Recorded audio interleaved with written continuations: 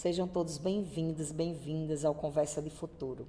Hoje nós temos o maior prazer em receber aqui a doutora Sayonara Araújo para falar sobre um tema muito especial, muito importante, não só para a gente, enquanto pesquisadoras, enquanto interessadas, enquanto estudantes, enquanto parte de um centro universitário, que se chama doenças raras. Mas antes de entrar em doenças raras, nós intitulamos a nossa fala hoje de Formando Especialistas para o Extraordinário, né? Pensando nessa questão das doenças raras, de quem são essas pessoas.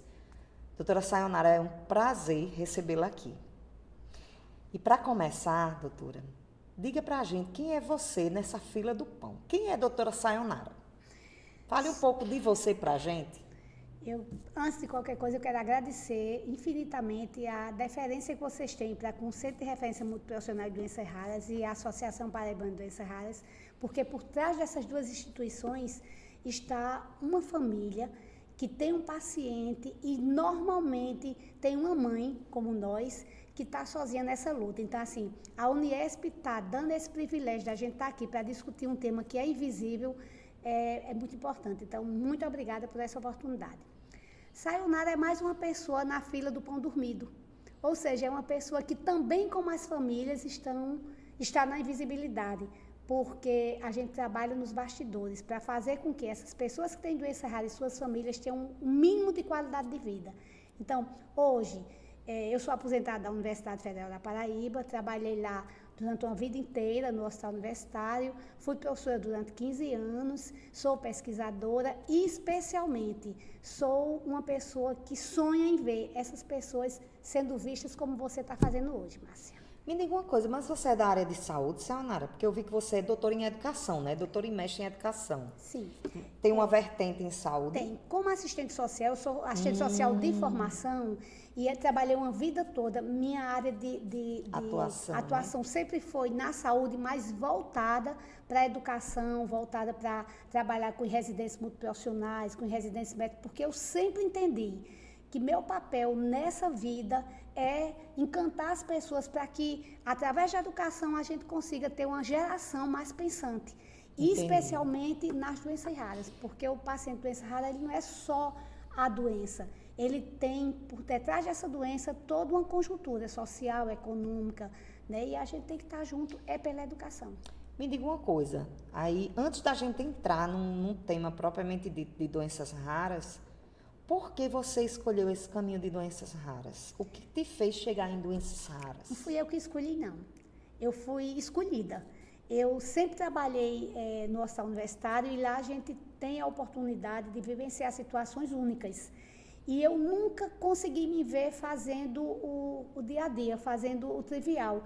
Toda vez que aparecia uma doença que ninguém tinha interesse em estudá-la, eu ia para os livros, eu ia fazer pesquisa. Então, assim, eu nunca procurei a doença rara, ela era quem sempre me procurava e isso é uma bênção na minha vida, porque eu não consigo me ver fazendo outra coisa a não ser contribuindo nessa área. Como foi que você chegou nesses grandes grupos dessa discussão de doenças raras? Vamos entrar então na discussão. Como a gente conceitua doença rara? A doença, no nosso país, que é um país continental, nós temos 13 milhões de pessoas que têm doenças raras diagnosticadas. Consequentemente, você imagina isso aí 5 vezes mais que não tem diagnóstico. E eu digo sempre, não é o diagnóstico precoce, como muita gente diz, é o diagnóstico em tempo hábil para que a pessoa não morra sem o diagnóstico ou tenha uma qualidade de vida muito ruim. Então, o que é uma doença rara? É que acomete 65 pessoas a cada 100 mil. Então, é um número absurdo. Aí você diz, mas são tão poucas pessoas num país que tem mais de 215 milhões de habitantes, mas você lembra que cada pessoa dessa importa. Ela tem a mesma importância do meu filho, de minha neta, de você, né? Então, Sim, assim, são 215 milhões no país, mas tem 13 milhões de pessoas diagnosticadas. São entre 7 e 8 mil doenças raras. E você diz, se é rara, por que é que a gente fica perdendo tempo pesquisando e estudando exatamente porque ela é rara, que é para ela deixar de ser. E quando é que ela deixa de ser? Quando a gente consegue diagnosticar e tratar em tempo hábil. Essas doenças, elas são doenças que elas têm cura? Nenhuma das 7 mil, entre 7 e 8 mil doenças raras catalogadas tem cura. 5% tem algum tratamento para minimizar os danos. E esses tratamentos são caríssimos. Caríssimos de chegar assim, a milhões um tratamento mensal. O que não resolve, uma vez que não tem cura, então eles são permanentes. Né? E por conta de serem tão caros, é que os laboratórios não têm interesse em fazer, muitas vezes, pesquisa, porque vão demorar muito a conseguir os resultados e a devolutiva para o laboratório, seja ele qual for, nacional ou internacional, é muito curto. Então, não há interesse. Existe algum estudo que comprove fatores relacionados à questão social, à questão genética? Existe uma classificação nesse sentido com relação a essas doenças? Das doenças raras catalogadas, isso a nível mundial, 80% delas são genéticas. Então, significa o quê? Que, infelizmente, eu terei, meu filho terá, minha neta terá, então isso é muito grave. E o que é que acontece? Se a gente conseguisse fazer os testes genéticos, que no país inteiro, nós somos o quê? Mais de 5.500 municípios, nenhum faz teste genético pelo SUS, e esse é o grande agravante. Porque quem tem uma doença genética, mas tem um convênio, tem condição de fazer o teste genético, ele muitas vezes consegue, num tempo bem mais curto, ter o diagnóstico. E talvez parar nesta geração essa doença tão séria. Mas a grande maioria do nosso público são pessoas de baixo custo, de uma classe social financeiramente menos abastecidas de recursos para conseguir esses exames. Então, fica tudo muito difícil e a cada dia está piorando.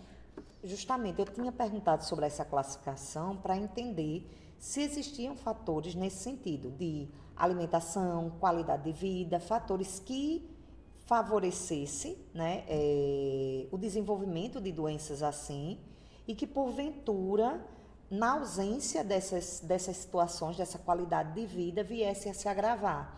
E seria um público mais vulnerável e que não tinha condição de chegar. E aí o Estado, né, o governo, ele teria uma obrigação de suprir ainda mais essa situação. Obrigação todas as 3 esferas de governo têm. Tem. Inclusive nós da sociedade civil organizada. Eu digo sempre, a gente não pode ficar esperando exclusivamente pelas 3 esferas governamentais, porque antes da gente ter muito claro isso, os gestores, sejam eles de qual esfera for, são passageiros. Sim. Né? Inclusive da esfera privada também, mas o paciente é permanente. Sim. Então, como 80% das doenças são genéticas, então não é só o fator social ou o fator de estar morando em centros menos desenvolvidos que ocasiona essas doenças. É realmente uma questão genética.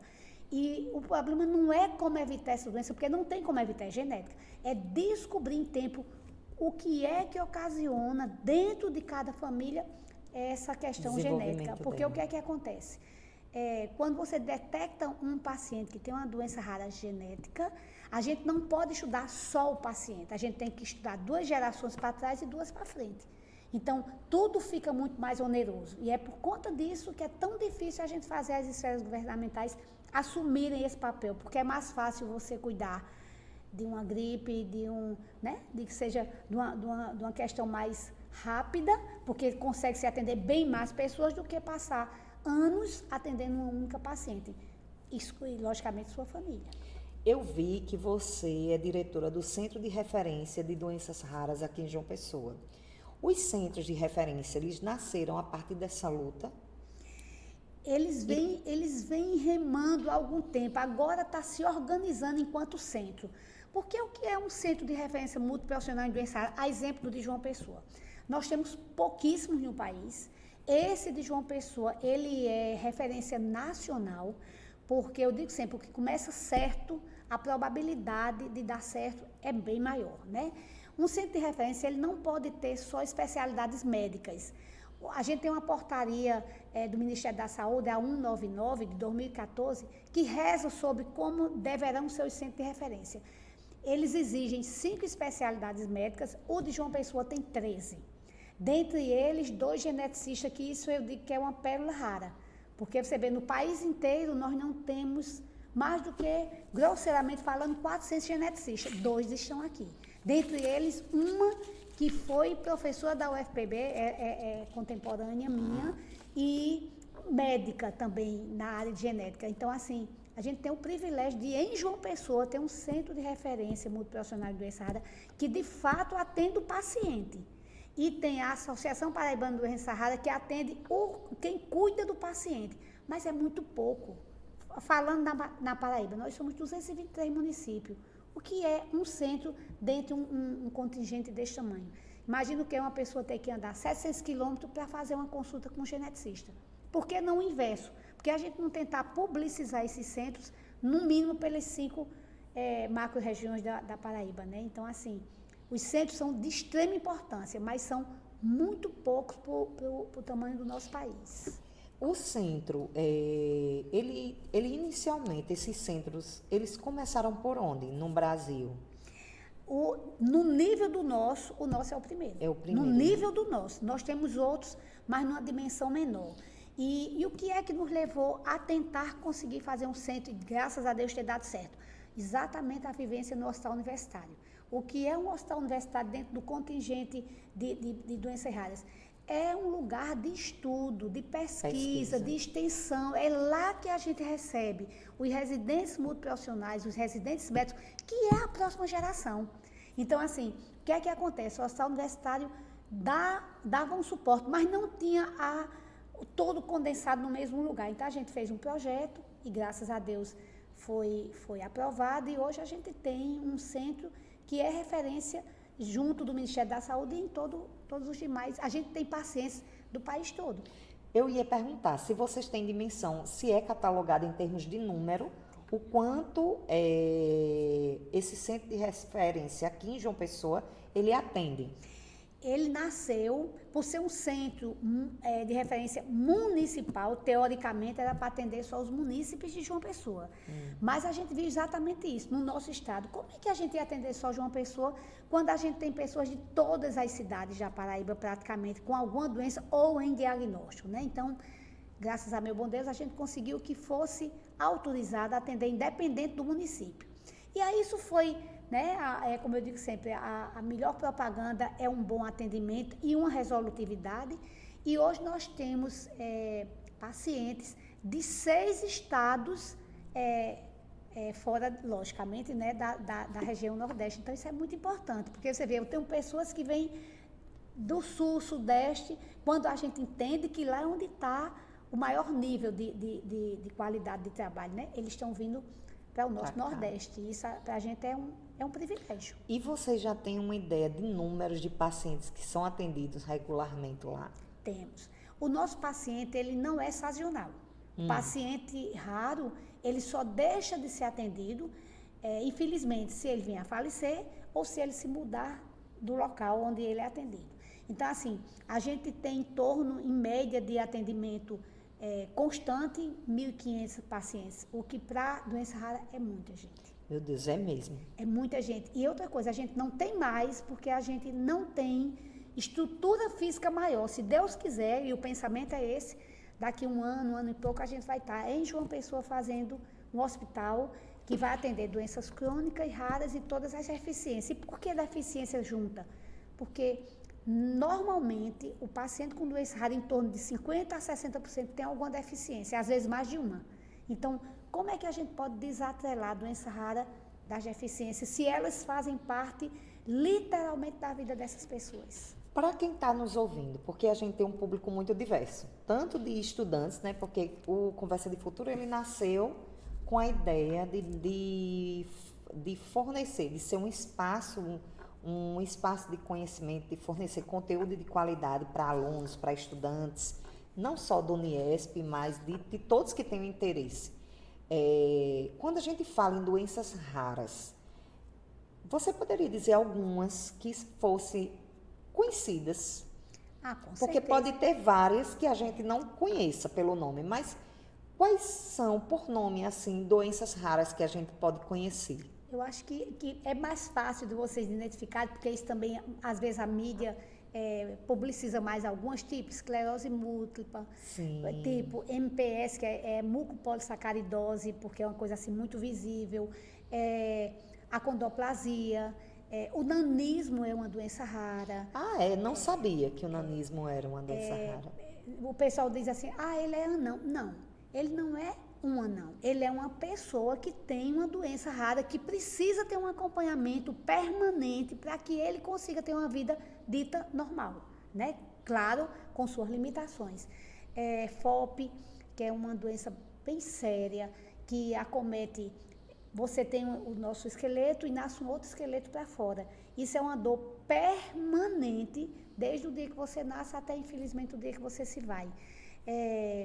Tem AME, que é também assim, bem conhecida, que é a parte, são as doenças neurológicas. As mais conhecidas são as partes neurológicas, né? Sim. AME, elas são doenças assim, muito prevalentes, inclusive na nossa região.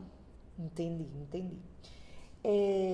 Do que chega lá no centro, nesse tempo que você trabalha com esses pacientes, quais são os maiores desafios enfrentados pelos pacientes que têm doenças raras? Com certeza. Se você pudesse fazer um levantamento, assim. Com certeza absoluta, como eu disse a você, a cada um que tem um diagnóstico fechado, tem 5 que não tem. Então, o maior problema que nós temos, e não é só na Paraíba, não é só no Brasil, é no mundo todo, é a questão da falta dos exames genéticos para se chegar em tempo mais curto, em tempo hábil, ao diagnóstico. Porque eu digo sem medo de estar errada, amiga. Mais difícil do que você escutar que você tem aquele diagnóstico é você viver na incerteza do que é que você tem. Nós já tivemos pacientes de chegar até a gente dizendo assim, há 20 anos eu espero um diagnóstico. E quando a gente passa o diagnóstico para eles, depois de muita luta, porque para a gente é muito difícil conseguir os testes genéticos, a gente entende que vai ser um dia bem complicado. E eles dizem, não, o dia mais complicado é o que eu amanheço e anoiteço todo dia sem saber o que é que eu tenho. Então, com certeza, é a falta de diagnóstico e a medicação que é extremamente difícil de ser conseguida. Só uma curiosidade, Sayonara, fibromialgia, ela é uma doença rara? Não, ela não é uma doença rara. Tanto é que não é tratado no Centro de Referência Multiprofissional de Doença Rara, ela já foi. Como exemplo de autismo, já foi, como exemplo de Down. E quando é que elas saem do rol das doenças raras? Quando ela deixa de estar naquela porcentagem que a gente conversou no começo. Então, ou seja, a fibromialgia, ela hoje é tratada em João Pessoa, no Centro da Dor ou no próprio HU, porque é uma doença que são dores bem consistentes e permanentes, que incomoda muito a pessoa, mas ela não é mais classificada no rol das doenças raras. Então, a gente tem fé, né? Acredita, principalmente, que na medida que evolua essa questão das pesquisas, que mais doenças dessas saiam desse rol de doenças raras. Só sairão se, além da pesquisa, a gente para ter os diagnósticos e as medicações que serão, se Deus permitir, quem vai minimizar essas doenças, somente se os tratamentos forem eficazes. Porque não é só a gente ter o diagnóstico, mas é ter o diagnóstico e o tratamento. Você vê como fibromialgia, que foi uma patologia que você lembrou, ela hoje tem tratamento através da acupuntura, através das clínicas da dor, né? Através da fisioterapia. E esses tratamentos nas doenças raras, eles são complementares, eles são para minimizar os danos e as dores dessas pessoas. Entendi. Pegando esse gancho da pesquisa, aqui no Uniesp vocês têm, né, o curso de especialização em doenças raras.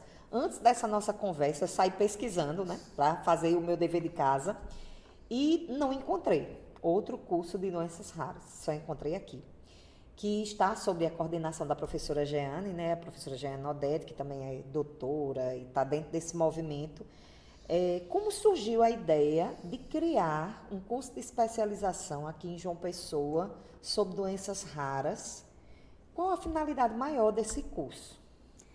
o fato de eu ter sido muitos anos da parte de educação, ter trabalhado muito na parte de capacitação e qualificação, eu não tenho nenhuma dúvida que o único e exclusivo caminho para que a gente contribua com essa causa das doenças raras é através da educação, é através do conhecimento, não tem outro caminho. Então, a Associação Paraibana de Doenças Raras, a ASPADOR, fez um projeto para fazer um curso de especialização. A princípio, pensávamos em fazer na UFPB, que era de onde todos nós trabalhávamos, né, antes da minha aposentadoria, e não conseguimos por conta de questões burocráticas. E procurei outras universidades privadas, dentre elas a Uniesp, e a Uniesp foi a única que abriu as portas, ou melhor, abriu as comportas.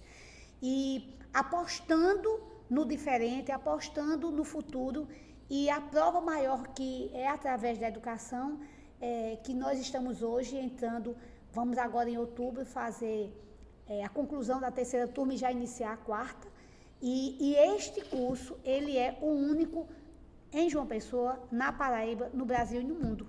Eu pesquisei e não encontrei outro, não. E vamos deixar, eu acho que é importante deixar registrado isso. Esse curso já começou autorizado pelo MEC desde a 1ª turma.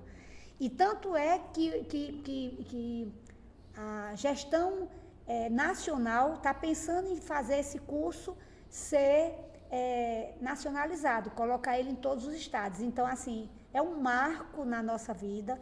Esse curso não é nosso, esse curso foi projetado por a gente, mas ele é da Uniesp, porque foi a Uniesp quem investiu-se de doença rara, foi ela quem encabeçou isso, e graças a Deus, onde é que a gente contribui nesse curso? Conseguindo trazer os professores, uma vez da área de doença rara, uma vez que a gente trabalha com eles, fica mais fácil essa inter-relação. Mas assim, eu diria sem medo de errar, talvez o curso mais importante que nós tenhamos no nosso país hoje, porque é o desconhecido que está se tornando mais visível. Me diga uma coisa, quando a gente pensa num curso de especialização que só tem ele no país inteiro, por si só ele já é super original. Mas o que torna a especialização em doenças raras diferente de outras especializações na área de saúde? Por ela ser multiprofissional. Porque eu digo sempre, não se trabalha doença rara só com a equipe médica ou só com a equipe multi. A gente tem que estar juntos porque desde o recebimento do paciente e de sua família até a entrega dele, infelizmente, quando sai do município onde está sendo tratado ou quando ele chega ao óbito, é a equipe que faz isso, a equipe como um todo. Então, esse curso, o diferencial dele é porque a gente passa 8 meses, de 15 em 15 dias, nos reunindo com a equipe de médicos, físio, fono, TO, assistente social, psicólogos, professores de áreas afins, pessoal da área jurídica. Então, essa agregação de áreas faz com que a gente consiga entender o paciente como um todo, e não só como uma pessoa que tem uma patologia, né? Entendi. Então, ele não tem um público-alvo na área de saúde? Não. Qualquer profissional, ele pode fazer essa especialização? Pode e deve, porque, veja bem, a pessoa que tem alguma doença rara, ela precisa de benefícios. Os benefícios vêm através de qual profissional? Normalmente, do serviço social, do assistente social e também do advogado. Então, lá vão dar 2. O paciente que tem uma doença rara, ele só vai ser cuidado pelo médico naquela patologia? Não. Ele precisa de um psicólogo, ele precisa de um fono, ele precisa de um terapeuta ocupacional, ele precisa de um profissional de educação física, ele precisa de um músico, não é verdade? Então, ele, para conseguir ter uma vida minimamente dita normal, ele precisa de todo esse grupo para que equilibre a existência dele. Então, assim, não tem... A gente passa pela área da assistência, da saúde, da educação, do esporte, da cultura, independente de qual seja. Não tem como fazer um curso nesse nível, com o propósito que nós temos, sem ser multiprofissional. O diferencial e importância dele na vida dessas pessoas é exatamente essa questão. A especialização, você me disse que ela funciona de 15 em 15 dias, né? Sim. Ela tem atividades práticas, e atividades práticas que eu digo assim, que esses profissionais, eles têm contato com pacientes ou com instituições durante o processo da especialização, ou ela é uma especialização mais teórica? A grande maioria das pessoas que participaram das 3 turmas, né, da especialização, e estão concluindo agora a 3ª turma, eles já são profissionais. Quando não profissionais, eles estão transitando dentro. Normalmente, ou eles estão na residência, ou eles estão em estágios curriculares, né? Então, assim, eles já estão, de uma forma ou de outra, em qualquer uma dessas áreas de atuação. Então, isso chama a atenção deles no momento que eles, especialmente, podem partilhar suas experiências, aprender muito com os colegas, já têm uma jornada maior nas suas respectivas áreas, e é esse o grande valor dessa especialização, é ter essa partilha de conhecimento. Como você já tem, essa já vai ser a 3ª turma que vai terminar. Sim. As outras turmas, vocês conseguem, né? Eu não sei se vocês conseguem. E aí é uma curiosidade minha também. Se vocês conseguem ter já deles relatos das experiências pós-especialização. Qual o impacto do curso na vida deles pós esse preparo, pós esse conhecimento? Como se dá o efeito dessa especialização no dia a dia deles, no contato de pessoas com doença rara? Eu digo, sem medo de estar errado, que essa especialização é um divisor de águas. Porque a gente vem para ela, muitas vezes, enquanto profissional, e sai dela muito melhor como ser humano. E, naturalmente, pelo tipo da especialização que é feita aqui na Uniesp, em doenças raras, a gente nunca perdeu o contato uns com os outros. A gente continua nos grupos que foram montados na época que a gente fazia as... Tanto é que eu estou nos 3 grupos. Eu e quase todo mundo. Sei. Porque é importante, porque através desses grupos a gente discute casos, a gente visita as instituições onde as outras pessoas estão, a gente não perde os vínculos. Por quê? Porque este curso faz com que a gente entenda que sozinho a gente não pode nada. Mas se cada um fizer a sua parte, a gente pode muito. E a vantagem é essa, é que a gente, como ele também é online, a gente consegue saber o que está acontecendo na nossa área, cada uma na sua área de atuação, no país inteiro. Né? Então, assim, é muito importante. E eu acho que outra coisa que é bem importante, nessa especialização nós não fazemos um TCC como na grande maioria. Porque a gente sabe, especialmente quem é professora uma vez não deixa de ser nunca, a gente sabe que o TCC é feito, é uma luta grande para concluir. Exato. Depois fica numa biblioteca para o resto da vida, quase que ninguém vai nunca mais chegar perto dele. O que é que a gente faz? A gente lança um livro da turma de especialização com capítulos do livro multiprofissional. O primeiro acordo é esse, não há um capítulo só de um único aluno, tem que ser multi. Por quê? Porque sendo multi, a gente vai ter que, ao longo do curso, sentar muitas vezes, ler muitos artigos juntos, discutir muito. E essa interação é levada para a vida. Então, tanto é que sintam-se já convidados, dia 26 de outubro, nós estaremos lançando o livro da 3ª turma de especialização. Então essas produções, elas são relatos de casos, pesquisa desses alunos ao longo da formação? Sim, a gente tem... Durante o curso, 2 disciplinas sobre TCC. Exatamente para no 3º encontro, a gente já faz a primeira. Por quê? Porque nosso objetivo não é ter só um término de curso. É ter alguma coisa que, ao longo desse tempo, a gente precisa estar junto. E a gente faz isso muito no próprio dia da aula. Entendi. A gente tem uma estrutura muito boa que dá para a gente almoça juntos. Então, isso tudo é muito importante, porque cria laços que a gente leva para o resto da vida. Perfeito. Quando você pensa em educação, você é educadora, foi professora, é professora, nunca deixa de ser.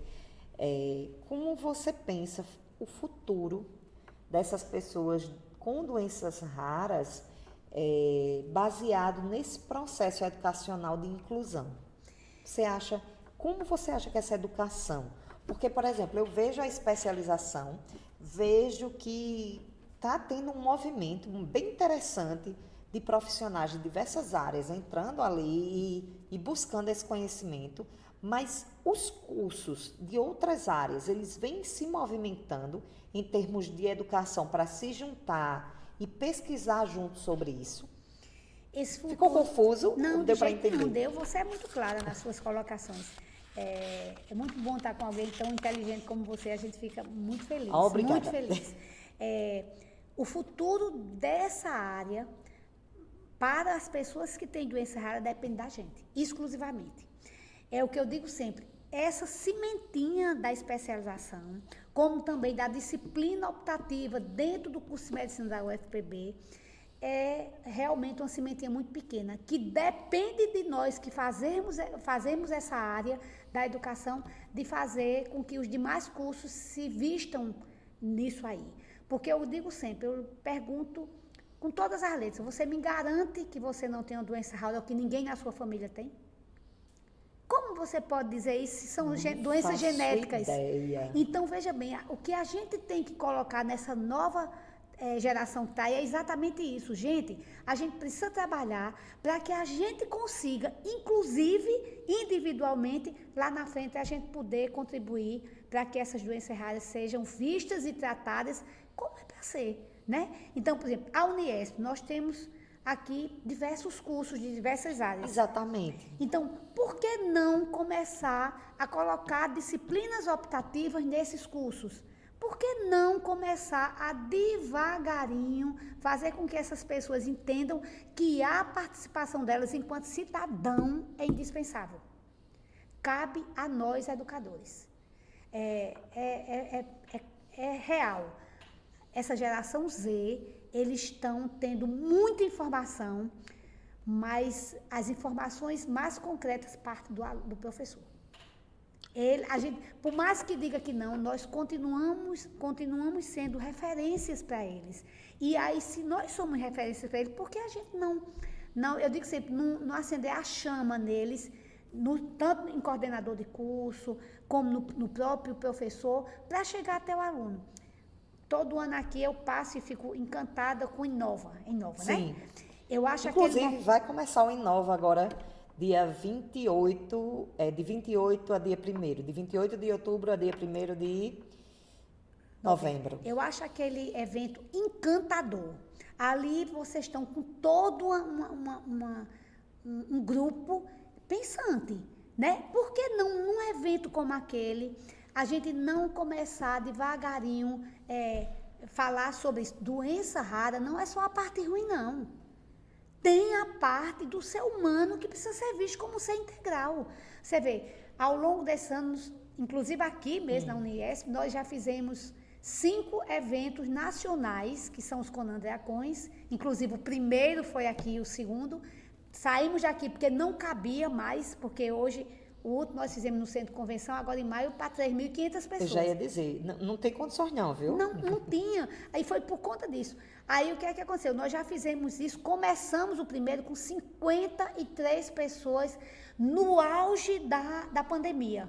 A gente estava, na pandemia começou 18 de março, a gente fez ele, já estava agendado, eu não tinha como desmarcar, 5, 6 de novembro, alguma coisa assim, do ano da pandemia. E nunca paramos, sempre em João Pessoa. Então, nesses eventos, é um momento de se pensar junto. Fizemos recentemente o 2º Congresso Nacional de Direitos Humanos nas Doenças Raras. É o que eu disse a você. Não é só a parte de saúde que interessa. Esse congresso mesmo, Direitos Humanos nas Doenças Raras. A gente tinha o Ministério Público, Defensoria Pública, OAB, o terceiro setor, ou seja, organizações sociais, de uma forma geral, exatamente para pensar política pública. Porque doença rara não se resolve com ordem de serviço. Só se resolve com política pública. E política pública é feita a 400 cabeças. Exatamente. Então, deixa eu lhe perguntar uma coisa. Quando a gente pensa num todo, quando a gente pensa no Brasil, você acredita que como a gente pode ampliar a questão da pesquisa e do acesso com relação a doenças raras, para chegar nos currículos, para chegar nas escolas, para chegar nas universidades, sem ser algo que alguém decida colocar, mas seja algo que tem no currículo, tem que colocar. para que a pesquisa aumente, para que o acesso dessas pessoas aumente, para que o tratamento aumente? O caminho é bem simples e curto. É publicizar a causa das doenças raras. Porque aquela história, nenhuma instituição, nem pública nem privada de educação, vai colocar uma disciplina, seja ela optativa ou obrigatória, ou um curso de pós-graduação, sem ter o conhecimento real da necessidade. Pode até colocar por obrigação, mas não vai ter o estímulo necessário dentro das instituições para que a disciplina siga. Você sabe que a gente tem disciplinas optativas que não tem nenhum aluno. Por quê? Porque não tem ninguém que se vista daquela disciplina para mostrar a importância para a vida do aluno e para a vida de quem vai lá na frente usufruir do conhecimento dele. Então, o caminho é simples. E eu digo sempre, nem custo tem se a gente quiser. É publicizar a causa. Porque quanto mais pessoas tiverem conhecimento dela, mais pessoas vão se envolver e criar espaços como esse que você está fazendo aqui.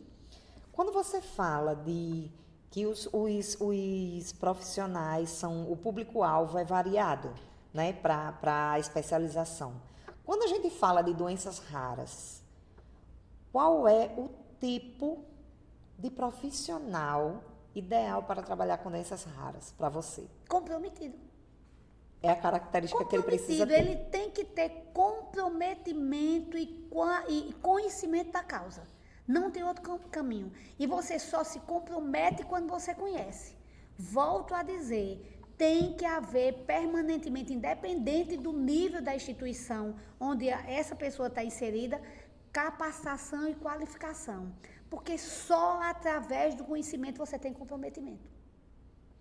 Lá num centro, não só no centro de referência, mas também na associação, são espaços que recebem também estudantes de variadas instituições? Com certeza. E eu digo sempre, se tiver uma instituição que trabalhe com doenças raras e não abrir espaço para o alunado, seja ele de graduação ou pós-graduação, eu acho que tenho certeza, essa instituição não é para estar funcionando. Porque como é que a gente quer ter outras gerações comprometidas se a gente não abre espaço de estágio? Como é que a pessoa pode aprender o que ela não vê? Ninguém aprende por osmose. Você só aprende na prática. E você só entende a necessidade sua nessa causa se você vivenciar. Uma coisa é eu lhe dizer, outra coisa é você viver. Quando você pensa, você, Sayonara, né? A gente sabe que você, como você mesmo disse, que está no bastidor e que tem uma série de pessoas junto a você nesse movimento todo, mas qual é seu sonho de futuro? Você, Sayonara, com relação a todo esse movimento de doenças raras? A ver essas pessoas com doença rara e suas famílias serem vistas como gente. Elas, igualmente como eu e você, têm direito a ter uma vida digna. Tem que ter direito a usar a sua vida em prol dela também. Ela não é só mãe, ela também é mãe. E eu digo mãe por quê? Porque mais de 90% quem cuida dessas crianças é a mãe. Então, assim, meu sonho não, é meu ideal. É ver essas pessoas sendo tratadas e vistas como ser humano que são. Perfeito. Então, nesse finalzinho, né, a gente tem um momento que é assim, a gente seleciona dentro da temática 10 palavras relacionadas ao tema. Então, a gente saiu procurando tudo que tinha a ver com doenças raras. O que você poderia trazer de conceito para a gente entender sobre doenças raras? Pode ser? Pode. Prevalência. O que significa? A necessidade, mais do que urgente, da gente estar juntos nessa luta permanente. A prevalência das doenças raras na nossa vida não é só de quem tem doença rara, não. É de todo e qualquer cidadão que está nessa existência. Diagnóstico precoce. Eu não gosto desse termo diagnóstico precoce. Eu diria diagnóstico em tempo hábil. Porque o precoce, muitas vezes, dependendo da patologia, tem doenças que ela tem um tempo, o paciente tem um tempo de vida um pouco mais prolongado ou não. Né? A exemplo, vamos dizer, de lúpus. Lúpus, a pessoa tem uma vida mais alongada e uma vida que tem condição de ter uma qualidade de vida. Já tem outras que infelizmente, o tempo de vida dessas pessoas é bem pequeno. Então, assim, não é precoce, é em tempo hábil. Genética. 80% das doenças raras são genéticas. E, consequentemente, a gente precisa do teste genético para poder conseguir identificar e, consequentemente, termos o diagnóstico em tempo hábil. Tratamento personalizado. Indispensável. Independente de nós termos a mesma patologia, nós somos pessoas diferentes, que vivemos em situações diferentes, que temos rede de apoio diferente, então não dá para que o tratamento seja unificado. Ele tem que ser de alta qualidade, mas individualizado. Quando a gente estava pesquisando sobre doenças raras, a gente encontrou esse termo que, para mim, foi bem diferente. E aí eu vou ouvir de você. Medicamentos órfãos. Nós temos algumas patologias que o medicamento ele é extremamente difícil, que quase nenhum laboratório faz esse tipo de medicamento. Então, assim, é aquela história, não ter um pai nem uma mãe. Meu que queira Deus, assumir. então... É Entendi. muito grave. É mesmo, viu? Multidisciplinaridade. É a alma para que a pessoa que tem a doença rara tenha condição de ter uma melhoria de vida o mais rápido possível. Não existe um tratamento que funcione efetivamente e permanentemente se não tiver toda uma equipe multi por trás nessa atenção. Qualidade de vida. Direito. Acesso. Difícil, para não dizer impossível, nos dias de hoje no nosso país. Equidade. É o mínimo que a gente pode exigir das 3 esferas governamentais, para o usuário do SUS, que só tem esta porta para bater. Pesquisa clínica. Muito pouca no nosso país. E o caminho para que a gente consiga tratamento para essas pessoas. Eu tenho absoluta certeza que todo mundo que está nos assistindo, né, no momento que chegar, é o momento certo dessa pessoa nos assistir, vai ficar tão impactado como nós, todos nós aqui presentes, assistindo você, ouvindo você, porque a gente aprendeu muito, né? E eu sei que esse tempo que passamos aqui ainda foi curto, perto da quantidade de informação e de coisas que acontecem, como tão bem você disse, parece que é invisível, E é tão chocante, porque quanta coisa, quantas pessoas, quantas doenças você falou, e tudo que você falou ficou vindo na minha mente assim, como é que eu não percebo? Que eu ando na rua, não percebo, né? Que é um mundo e um universo que a gente parece que não vê. E as pessoas estão aí com seus inúmeros problemas, com as suas dificuldades, e a gente nem se dá conta, né? Dentro do nosso universo. Então, muito obrigada. Obrigada pela sua luta, obrigada por ser essa pessoa que briga por todo mundo, que briga por essa causa, que faz tudo acontecer de maneira tão perfeita. A gente trouxe uma lembrança para você do Conversa de Futuro. Deixa eu tirar aqui, para que você tome um chazinho, um cafezinho, lembrando da gente. Eu espero que não seja a única conversa sua conosco. Eu espero que outros momentos você possa vir para falar mais e para falar de mais descobertas e para falar de outros momentos e para dizer que melhorou muito e para dizer que o centro cresceu e que a gente tenha projetos de lei e que essas mulheres estejam cada vez mais sendo acolhidas dentro de políticas públicas que possam lhe possibilitar uma qualidade de vida melhor e mais gentil, né? Garantindo-lhe direito de existir dentro desse universo. Então, muito obrigada por ter vindo, muito obrigada por tudo. Quem agradece somos nós, em nome das pessoas que têm doença rara e de suas famílias. Realmente a gente só tem uma palavra para dizer, muita gratidão, e que não desista, se una a gente. Nós temos profissionais de altíssimo nível e eu acho que é importante que dentro do que é possível, você abra espaço para que venham aqui geneticistas, neuros, psicólogos, assistentes sociais, para conversar um pouco sobre a área de cada um e desta forma as pessoas terem conhecimento. Eu tenho certeza, amiga, que você, a partir de hoje, quando você chegar em qualquer espaço, você vai começar a olhar para essas pessoas com um olhar diferente. Ah, não tenho dúvida. E é isso Não que a só gente eu, mas precisa. todo mundo que está ouvindo aqui vai ter um olhar diferente. Pois muito obrigada mesmo. A gente que agradece. Viu? Muito obrigada mesmo. A todos vocês, espero que tenham se encantado com tudo que a doutora Sayonara falou, que tenham aprendido, que possam entender mais, conhecer mais, e não só ela, mas todos nós, nos enganjarmos nessa luta que é de todos, né? Todos e todas, presente neste país, nesse mundo. E fiquem ligados no Conversa de Futuro, a gente vai deixar todas as informações sobre o centro de referência, sobre a associação, sobre o contato com a doutora Sayonara, sobre a especialização e sobre tudo que a gente puder compartilhar para que vocês cheguem nela e nos determinados lugares citados aqui. E até mais.